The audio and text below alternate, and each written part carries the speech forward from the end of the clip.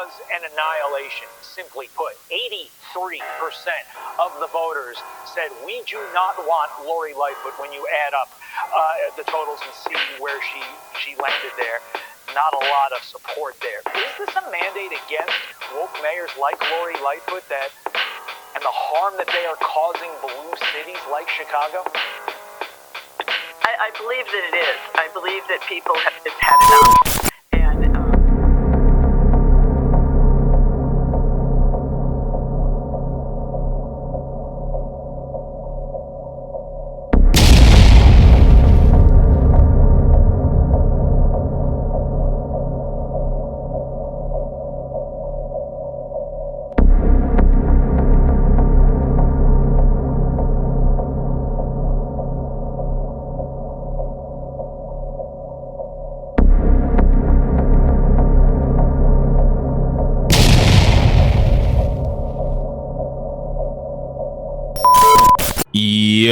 Yo, what up, y'all? It's your boy Rob coming back at you once again with another video. So before we get started, you already know what to do. If you're not subscribed to the channel, make sure you hit the bell icon twice. Smash the like button, share this video out to all of your followers, and let's get it cracking. All right, so as everybody knows, Lori Lightfoot is out when it comes to the election runoff. All right, she is gone. She will no longer be the mayor after the election process is complete. But she came out and made some interesting statements. All right, and these statements are indicative of a world is correct moment. And the reason why I say these statements are indicative of a world is correct moment, because these are individuals that know damn well that they deal with particular conditions in the world, conditions that we all know as WS. Yet, instead of advocating against WS and using their positions that they have to help to not only empower but protect us from the effects of that, those people get sucked right into the machine and utilize the assets that that machine has for personal betterment and personal enrichment. And as we all know, WS does not deal with any of us, which means that once you sign your soul, the clock is ticking. You've written your own expiration date. So if you haven't gone into that situation with a contingency plan, the contingency plan will be you gone. All right. And as you can see, that's one of the issues that happened with Lori Lightfoot. Now, in many cases, and you see this on the conservative side and you see this on the liberal side, when these people get their world is correct moment, what ends up happening is they'll revert to a common day black person talking point. It's almost like they're on Super Mario Brothers and they have the mushroom and they have the fire flower and they have the star and they're running around invincible and nothing can touch them and nothing can touch them. And then all of a sudden, the star wears off and they ran right into something that shrank them right back down to our size. And when they get shrank back down to our size, then all of a sudden they start sounding like us. Former Mayor Lori Lightfoot was celebrated as the first black female, the first black openly LGBTQ mayor. All of those intersections before being black. And in many cases, she advocated and served those particular demographics before she served the community. In many instances, we heard complaints about the migrants being moved into the black communities and the people who lived in those communities who were highly opposed to that. It meant nothing to Lori Lightfoot. She had a contingency that she wanted to serve, which that contingency, as we can see, turned around and didn't even put her back into office. You know what I'm saying?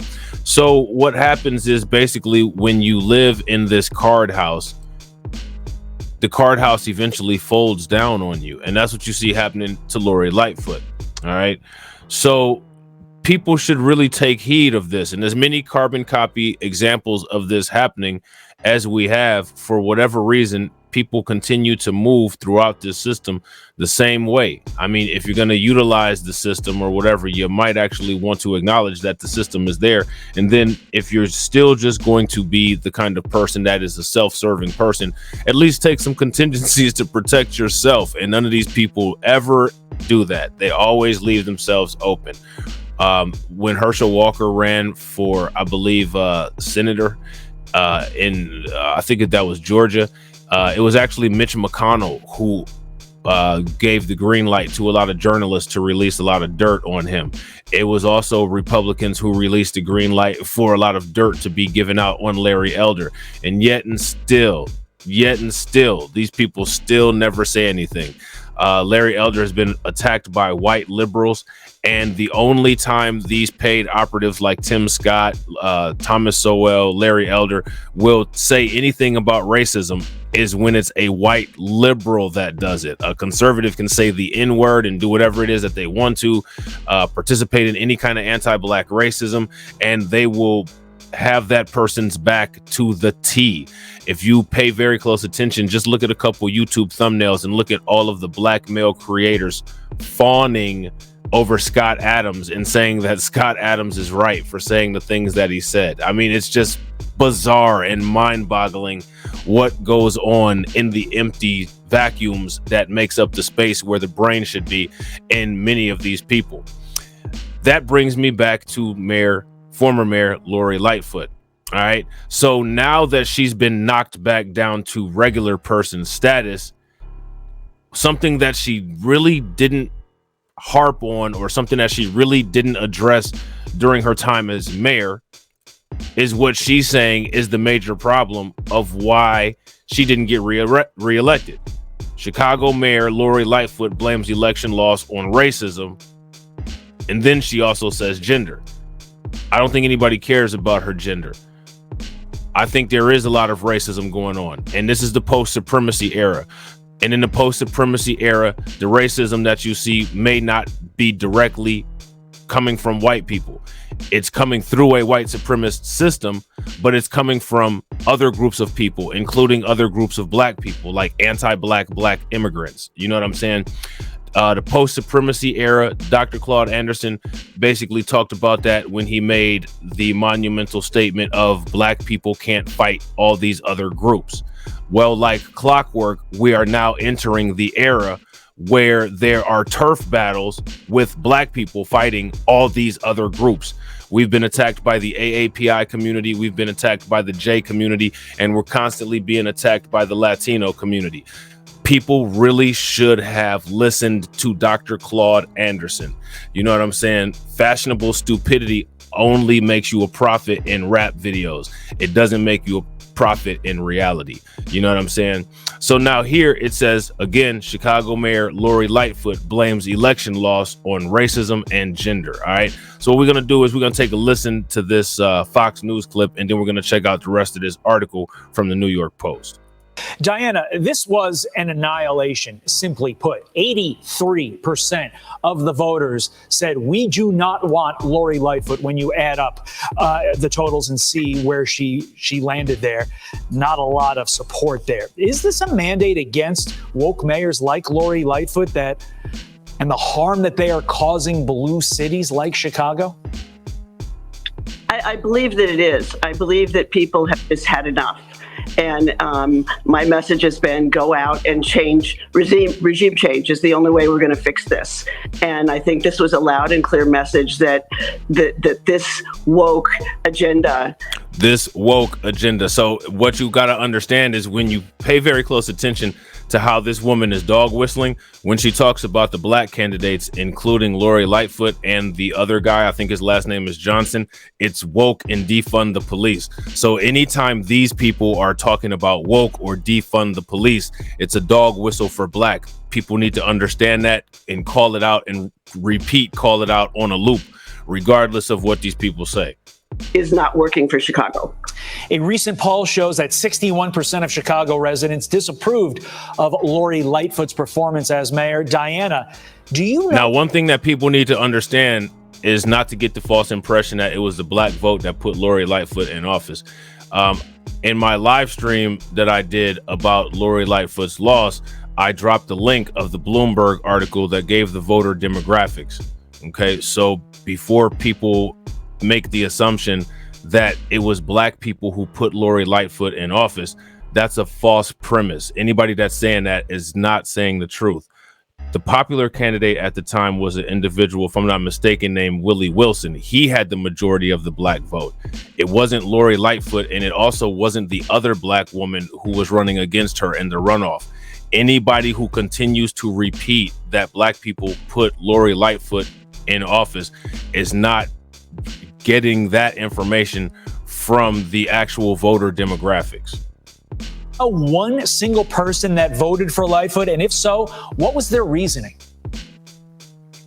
Actually, I do not know a single person who voted for Lightfoot, especially after I got mugged in January or December in one of the nicest neighborhoods of the city, and people were looking at this. Why is it that people like her and Marjorie Taylor Greene always have these stories of getting mugged in these neighborhoods, but somehow they survive?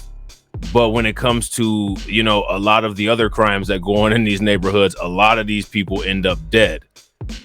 A lot of people end up dead and are unable to survive the suburbs. I find this extremely interesting and suspect. So there's that.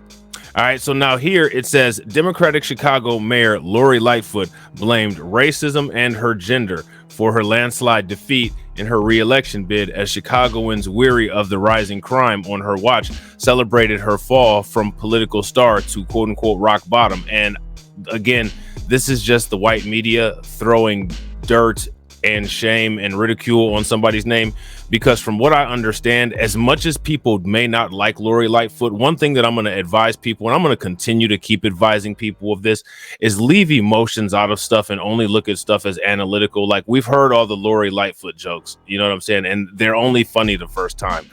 The thing that people really need to pay attention to is that pay attention to the thing that the media is doing. Lori Lightfoot, as far as I'm concerned, or as far as I understand, I don't think she was involved in any political scandals.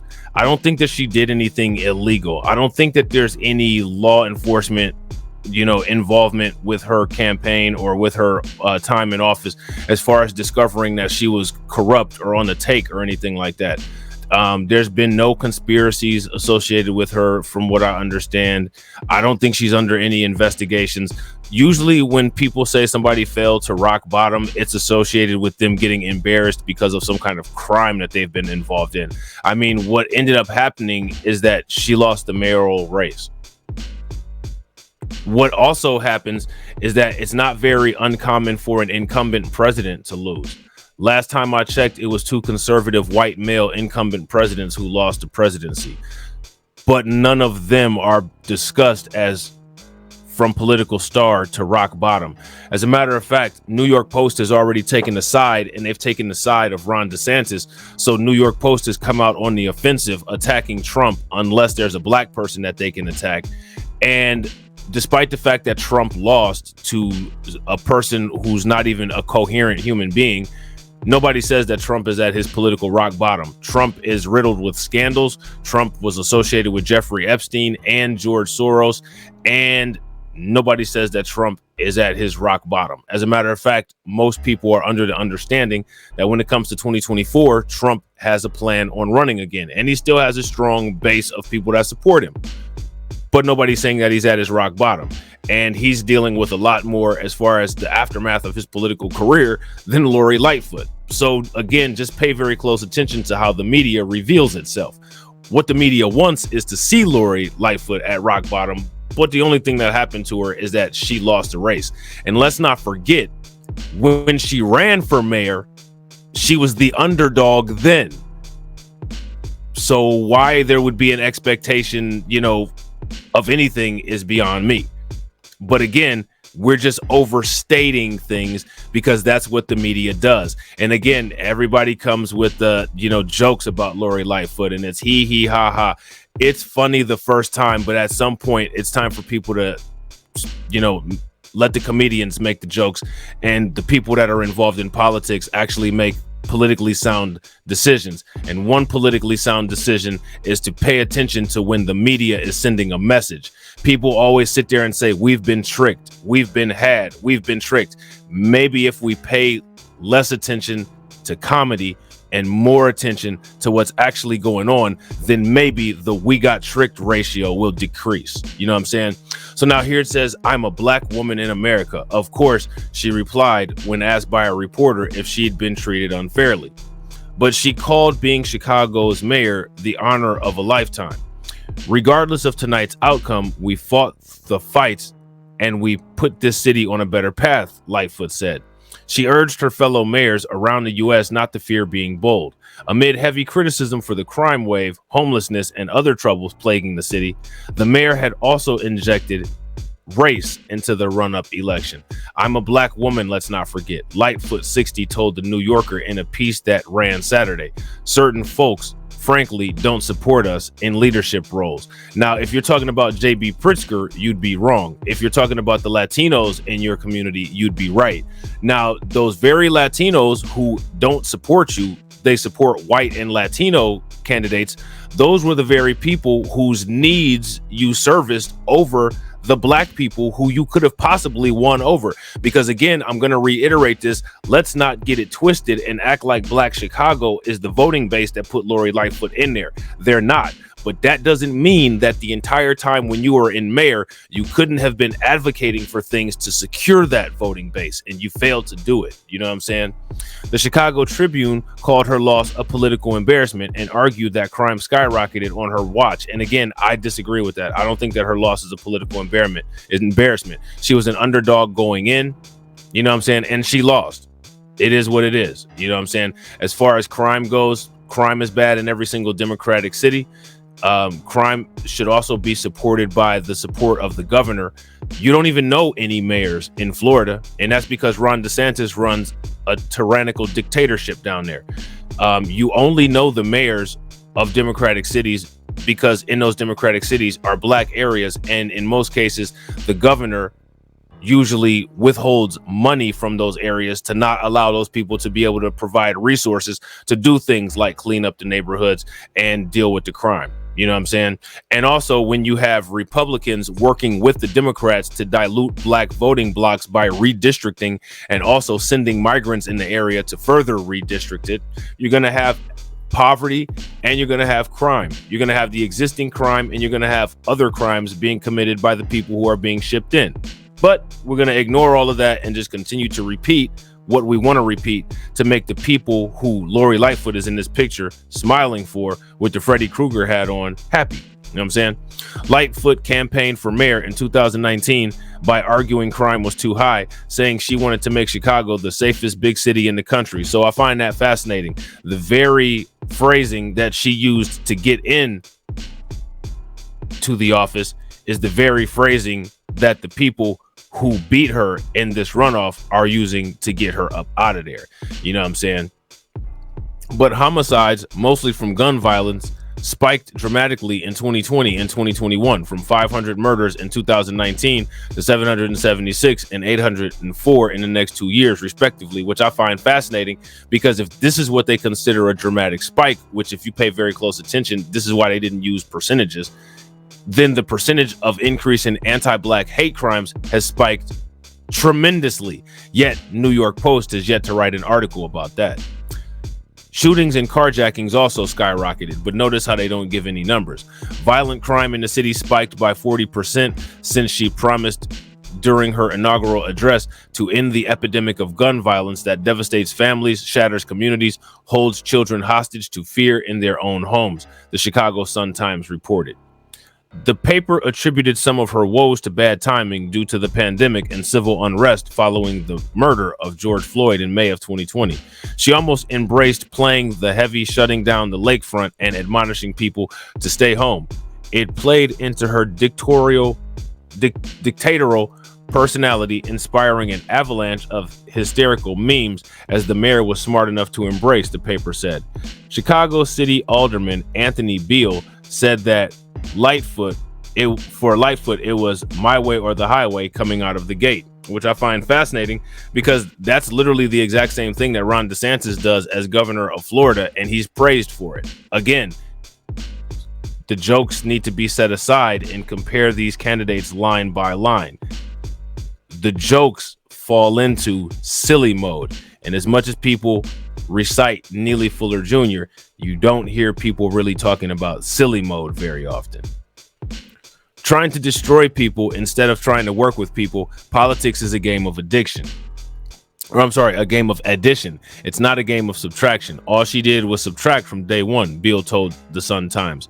Coming out of the gate at inauguration, she tried to embarrass the entire city council as being this corrupt body, and she was here to save the day. But it turns out that she was the least transparent, least productive, least cooperative administration I've ever seen in my life. Diana DiGiamico, who was robbed at gunpoint in December in the upscale neighborhood of Lincoln Park, said good riddance. I believe that people have just had enough, DiGiamico said on Wednesday morning on Fox and Friends First. My message has been go out and change. Regime change is the only way we're going to fix this. And I think this was a loud and clear message that this woke agenda is not working for Chicago. So I'm curious as to what woke agenda we're talking about. Notice how when these people say quote unquote woke agenda, they can never go line by line and say whatever policy it is that they're talking about. And they never say what it is exactly that qualifies as woke. I'll tell you exactly what it is that qualifies as woke. When it comes to PC people repeating the word woke all the time, it's synonymous with black skin. DiGiamico said the crime surge was her prime concern in casting her vote. We have two very different approaches now of the two guys who are having the runoff, she said. One is very much police protection and support the police, and the other is more of a defund the police and self-rule, which I've literally never heard any politician say we need to have an anarchy self-rule. I've never heard that ever anywhere except for on Mad Max or on The Walking Dead. But again, these people do live in a TV cartoon world, so it would make sense that this woman would say something like that. So we'll see how it turns out, but I'm glad that the city spoke out and said no more Lori Lightfoot. Meanwhile, business owner Sam Sanchez said that the crime wave was hurting the city's economy and suggested that Lightfoot's loss will spur additional investment.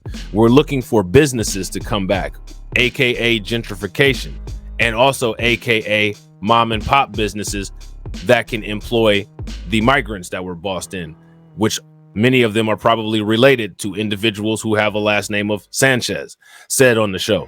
We're headed in the right direction. The idea of coming to the city and being afraid should not be the reason you don't come in. We definitely have to address the prosecution and accountability of crime, he added. Gianno Caldwell, a Fox News political analyst whose brother was killed in Chicago last summer, applauded her defeat. The Lori Lightfoot experiment is finally over. Thank you, Chicago, he wrote on Twitter. Attorney and Fox News contributor Jonathan Turley also chimed in writing, there is hope for my home city yet. Lori Lightfoot is out, the greatest potential improvement for the city since 1900 when the direction of Chicago River was reversed. Lightfoot, the first black woman and first openly gay person to lead Chicago, has become the city's first elected mayor to lose a re-election bid since 1983, when Jane Bryan was the city's first female mayor, lost her Democratic primary. The same forces that didn't want Harold Washington to succeed, they're still here, she told the New Yorker, referring to the Democrat who was elected that year. The last time we had an African-American mayor in power was 40 years ago. It's important for us not to repeat history, she added. Now, what's problematic is that now you're saying this stuff after you've gotten defeated, when if that's what you were concerned with and that's what your agenda was, that's what you should have been saying the entire time that you were in office. Pay very close attention, because people will water down their message, or people will water down their identity in order to get in a position. And then once the people that helped them get into that position don't want them anymore, or they want entertainment by watching a mediocre fall, then these people become just wildly pro-black out of the clear blue sky. You see Coons do it. You see Democrat shills do it. You see conservatives do it. It happens all the time. The racism doesn't exist, people. Then turn around and say that racism exists. You saw it when Corey Kenshin got the age restriction on his YouTube video. You know what I'm saying? So now here it says on Tuesday, Lightfoot received only 16.4% of the vote, finishing behind former head of Chicago Public Schools, Paul Velez, and Cook County Commissioner Brandon Johnson. Velez, who won 35% of the vote, and Johnson, who got 20.2% of the vote, will head to an April 4th runoff election to determine who will be the next mayor. Lightfoot's demise comes after the Windy City recorded more than 800 murders in 2021, the most in a quarter century. The homicide rate dropped 14% in 2022, but remained nearly 40% higher than in 2019. The city also saw more than 20,000 cases of theft in 2022, nearly double the amount of 2021, according to the police department's end of the year report. In the first 3 weeks of this year, crime rates have skyrocketed by 61% compared to last year, according to the police. Republicans gloated over Lightfoot's loss, with U.S. Representative Marjorie Taylor Greene tweeting, "Lori Lightfoot, crime doesn't play." Former Georgia State Representative Vernon Jones wrote, "Chicago's mayor, Lori Lightfoot, just got the foot. Other Democrat mayors with runaway crime in your cities, take note. Even liberals are tired of being unsafe. And remember, liberals is a dog whistle for black people." And former White House press secretary Kayleigh McEnany, who clashed with Lightfoot while serving in the Trump administration, also cheered her defeat. Perhaps she should have woken up when I referred to her as the derelict mayor of Chicago from the White House podium for ignoring the victims of crime in her city, she tweeted. Instead, she said, "Hey, Karen, watch your mouth." So, yeah, I think that when people are looking at the Lori Lightfoot situation, as usual, people are looking at it from an emotional standpoint. People are looking at it from an uninvested in information and research standpoint. Lori Lightfoot absolutely had her flaws, but we all know that when dealing in this system, people are going to have flaws. What people really need to be paying attention to is the treatment of these people, because the treatment of these people is universal. We can't control Lori Lightfoot. Lori Lightfoot was not put into the Chicago mayor position by a black support base. People need to understand that, all right?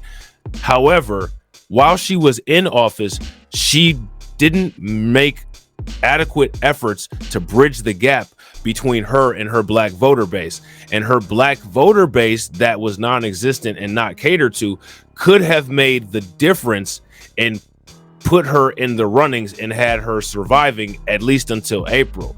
But because she chose to ignore that constituency, and because of the direction that the United States is heading in, she thought that she was going to be able to be saved by those white liberals that put her into office. And what she ended up finding out on her way out of the door is that the world is correct. So with that being said, ladies and gentlemen, I hope you guys enjoyed the video. If you're not subscribed to the channel, make sure you hit the bell icon twice, smash the like button, share this video out to all of your followers, and I will catch you all on the next video. All right, peace.